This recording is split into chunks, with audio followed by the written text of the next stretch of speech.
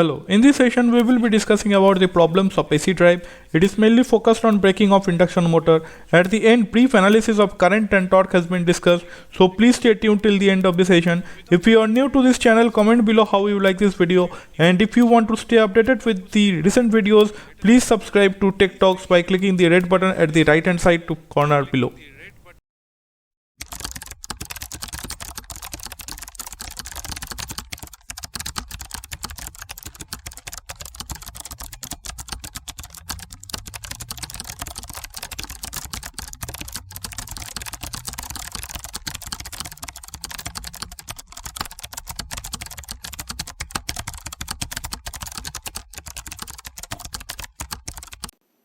Subscribe to Tech Talks and hit the bell icon to get notifications about coolest and latest engineering technology in the first place. तो फिर इस question को शुरू करते हैं by step 1। तो step 1 में हम लोग क्या करेंगे? स्टेप 1 में हम लोग एनालिसिस ऑफ द क्वेश्चन और सर्किट डायग्राम बनाएंगे। ओके, सो एनालिसिस में क्या है?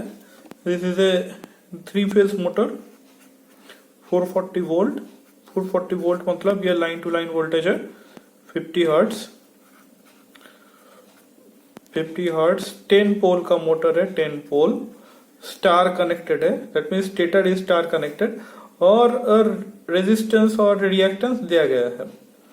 ओके, तो अभी हम लोग झट से वो सर्किट डायग्राम बना लेते हैं। तो सर्किट डायग्राम में क्या है? एक रेजिस्टेंस है, स्टेटर रेजिस्टेंस, इंडक्टेंस, उसके बाद फिर से एक इंडक्टेंस, उसके बाद रोटर रेजिस्टेंस।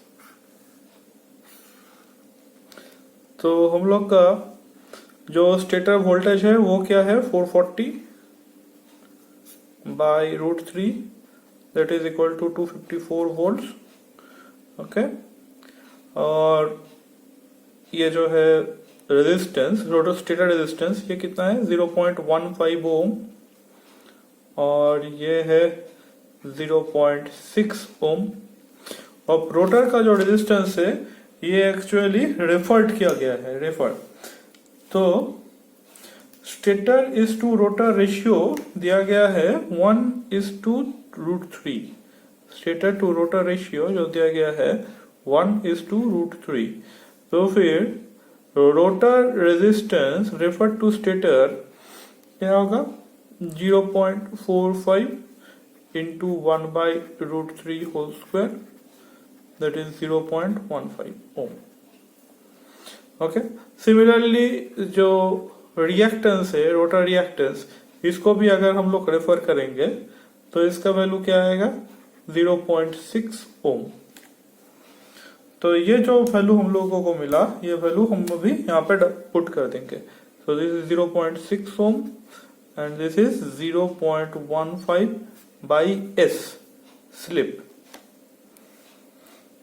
ओके, और क्या करेंगे हम लोग यहाँ पे? और यहाँ पर हम लोग जो करेंगे वो है इसका सिंक्रोनस स्पीड निकालेंगे। सिंक्रोनस स्पीड क्या है? NS, that is 120 F/P, that is equal to 600 RPM। 600 RPM। तो ओमेगा एस क्या होगा? ओमेगा एस होगा 600 into 2 by 60, that is equal to 62.83 radian पर सेकेंड। तो ये मिल गया हम लोगों को सिंक्रोनस स्पीड। अभी क्या करेंगे? अभी हम लोग देखेंगे कि इस कंडीशन में बिफोर ब्रेकिंग मोटर का क्या कंडीशन था। तो देख लेते हैं कि मोटर में यहां से इस कंडीशन में कितना करंट जा रहा है। That is I am naming it as I initial. Okay, आप लोग कोई भी नाम दे सकते हैं यहाँ पे। So this is equal to 254 divided by S का वैल्यू क्या है? एस का वैल्यू क्वेश्चन में देखिए दिया गया है, S equal to 0.05। Okay, so that means this value is equal to 3। तो यहाँ पर क्या होगा? 0.15 प्लस 3 प्लस 0.6 प्लस 0.6 जे,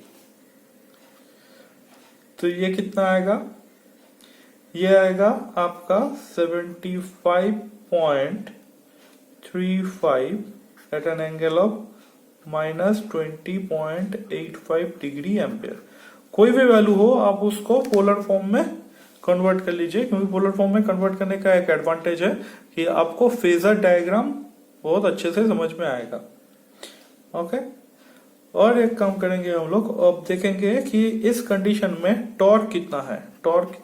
टॉर्क इनिशियल, टॉर्क का वैल्यू क्या होगा? 3/ओमेगा s I square R2 dash by s। यहाँ पर हम लोग वैल्यू बैठाएंगे, वैल्यू बैठा के जो वैल्यू यहाँ पर आएगा वो है 813.28 न्यूटन मीटर। अब देखिए कि ये जो क्वेश्चन है ये एक्चुअली डीसी डायनामिक ब्रेकिंग का है। डीसी डायनामिक ब्रेकिंग में क्या होता है? डीसी डायनामिक ब्रेकिंग में स्टेटर जो पार्ट है इसको डीसी के साथ कनेक्ट किया जाता है। So when this part is connected to the DC, तो क्या होता है कि यहाँ पर कोई फ्रीक्वेंसी नहीं होता है। ओके, दैट मीन्स डीसी का फ्रीक्वेंसी 0 होता है। So it is very important to find out this voltage. What is this voltage? Okay, तो हम लोग इसका नाम देते हैं वोल्टेज E1। E1 का वैल्यू क्या होगा? E1 का वैल्यू होगा, कैसे निकालेंगे? Voltage division method, that is यहाँ का वैल्यू है 3 plus 0.6 J divided by 3.15 plus 1.2 J, that means this impedance divided by total impedance into 254. Very easy.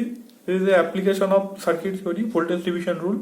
इसको अगर आप लोग करेंगे तो फिर इसका वैल्यू क्या आएगा? इसका वैल्यू आएगा 230.53 at an angle of -9.54 degree voltage.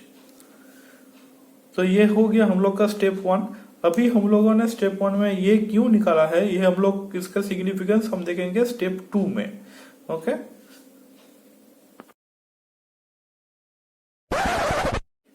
तो फिर स्टेप 2 में हम लोग क्या करते हैं? स्टेप 2 में हम लोग देखते हैं कि क्वेश्चन में पूछा क्या गया है।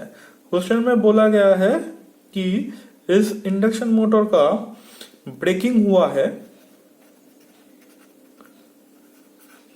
ब्रेकिंग मतलब इसको रोका गया है। कैसे रोका गया है? By DC rheostatic method.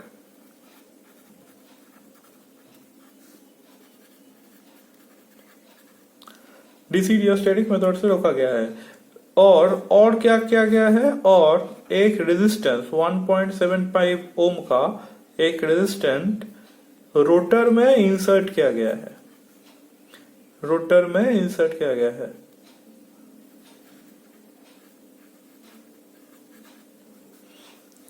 ये एक रेजिस्टेंस रोटर में इंसर्ट किया गया है। तो डीसी रियोस्टैटिक ब्रेकिंग में क्या होता है? डीसी रियोस्टैटिक ब्रेकिंग में एक्चुअली आपका जो स्टेटर पार्ट है वहां पे डीसी दिया जाता है, इसीलिए उसका फ्रीक्वेंसी 0 हो जाता है। जो फ्रीक्वेंसी है 0 हो जाता है। तो अभी ये जो मॉडिफाइड फेजर डायग्राम है वो कैसा दिखेगा? वो एक्चुअली दिखेगा कि आपका जो स्टेटर पार्ट है वो उसका फ्रीक्वेंसी 0 है, तो उसका देखेगा ऐसा।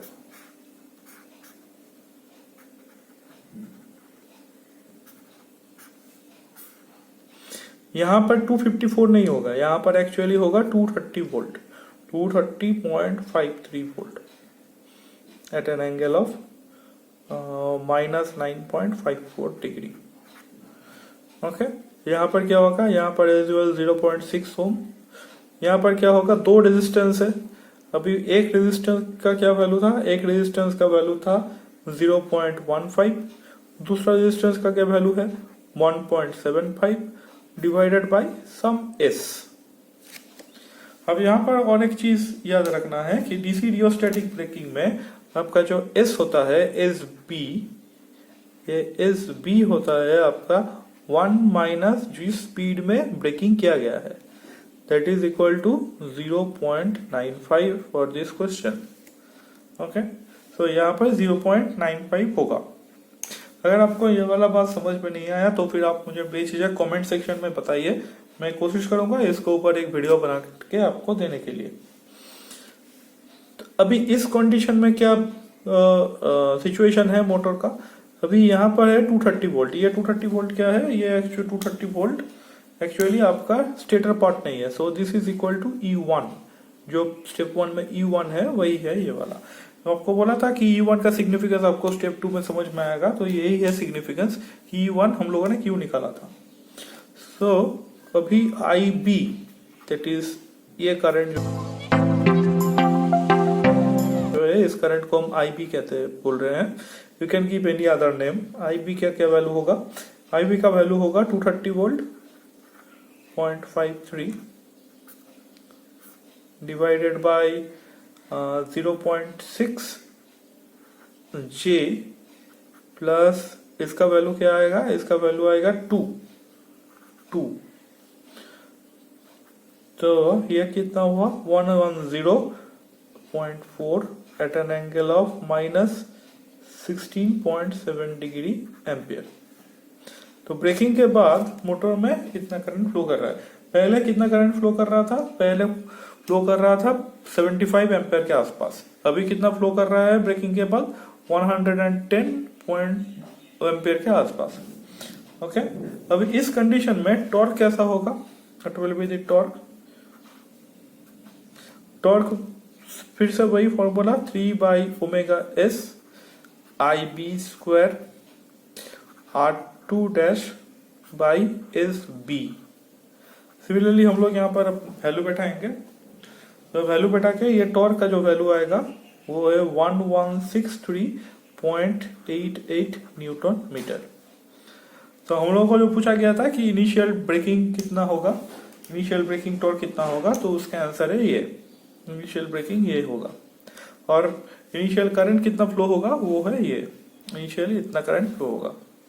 अगर आपको ये वीडियो अच्छा लगा तो लाइक करना मत भूलिएगा और इस चैनल को सब्सक्राइब जरूर कीजिएगा और comment below about how you like this video. Check out the links in the description box about more such videos. Do click the like button if you like the video. If you are new to this channel, subscribe Tech Talks and don't forget to hit the bell icon.